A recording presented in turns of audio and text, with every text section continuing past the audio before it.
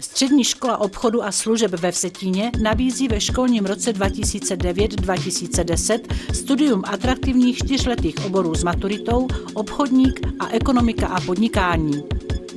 Studenti oboru obchodník zvládnou během studia 2 cizí jazyky, pracují ve fiktivní firmě, absolvují výměnnou stáž v zahraničí.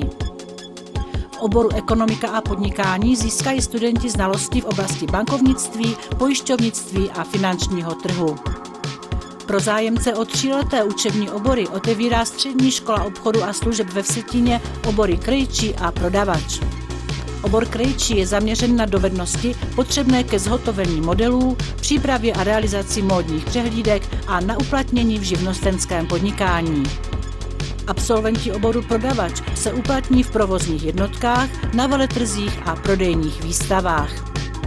Žáci obou oborů mohou pokračovat ve 2letém nástavbovém studiu podnikání, zakončeném maturitní zkouškou.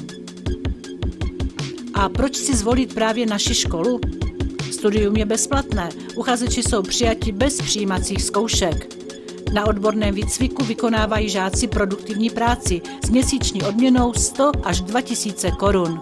Bohatá mimoškolní činnost, lyžařské výcvikové kurzy, sportovní vyžití při kurzech vodáctví, cyklistiky a pěší turistiky. Chcete se dozvědět více? Návštěva školy je možná kdykoliv po telefonické domluvě. Volejte 571 414 000. Podívejte se na školní web www.sosoobchodu.cz. Studium na Střední škole obchodu a služeb Vsetín, správná volba pro život.